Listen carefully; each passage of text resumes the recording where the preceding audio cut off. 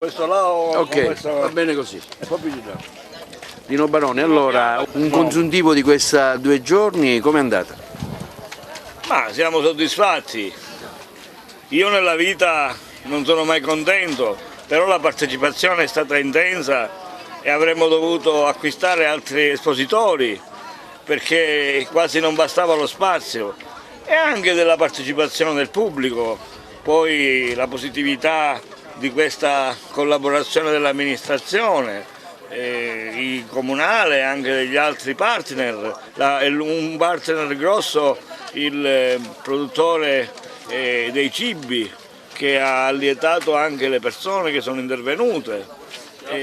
Sicuramente per giugno e luglio, nella prima domenica del mese, in cui anche alla casa natale di Luigi Pirandello, perché ricordiamoci che noi siamo servizi aggiuntivi della casa di Luigi Pirandello per conto dell'assessorato alla cultura, e quindi dobbiamo fare e favorire la partecipazione dei turisti. Il nostro obiettivo è quello dei turisti oltre che della cultura, e quindi la prima domenica del mese, sicuramente di giugno e di luglio, faremo questa iniziativa, diciamo, in forma bis, in forma ter, e poi riprenderemo magari a settembre, visto che agosto è considerato un mese da noi magari troppo caldo.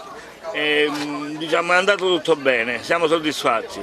Naturalmente valuteremo ora poi per il grande evento di Porta di Ponte, che è un evento proprio eccezionale nella misura in cui porteremo le persone che hanno prenotato e che non sappiamo più dove scriverli, agli espositori sto parlando, e ai produttori, che avendo saputo del centro della città, il centro cittadino che tanto il sindaco ama, è giusto, il centro storico, il perno del centro storico, sarà un impegno molto duro per noi, molto pesante, e speriamo di riuscirci con la collaborazione di tutte le forze e le energie che sicuramente ci aiuteranno.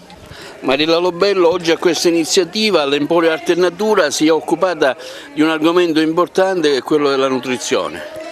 Nutrizione ed alimentazione e gli aspetti legati a come l'uomo si alimenta e ai disturbi legati all'alimentazione e agli effetti dal punto di vista psicologici di una alimentazione o di un cibo che viene dato per premio o negato per punizione.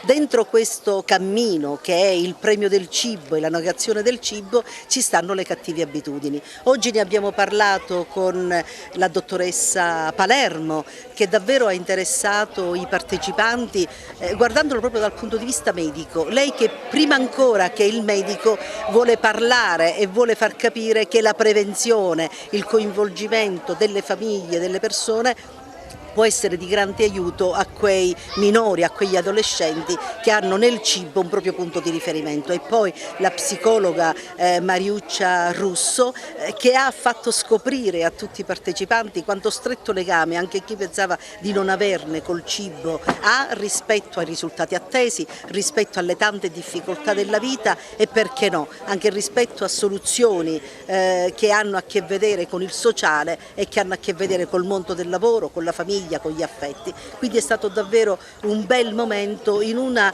più generale iniziativa, che è quella dell'arte e dell'alimentazione e del bio, arte e natura. Insomma, è davvero un bel momento, e credo che questa iniziativa sia stata davvero interessante. Cosa ci propone oggi l'Emporio? L'Emporio oggi ci propone pasta, fave, crema di piselli e ricotta. Quindi fave biologiche, piselli biologici, ricotta biologica e pasta di grano russello biologico. Quindi è la magia degli ingredienti, la semplicità della cottura, dell'elaborazione, ma la magia degli ingredienti. È un piatto che è stato graditissimo da tutto il pubblico. La pasta ovviamente è fatta con grani particolari. Sì, grani antichi, grani russello, quelli a taglia alta, che vengono coltivate dalle nostre aziende, trasformate attraverso la filiera corta e trasformate in pasta.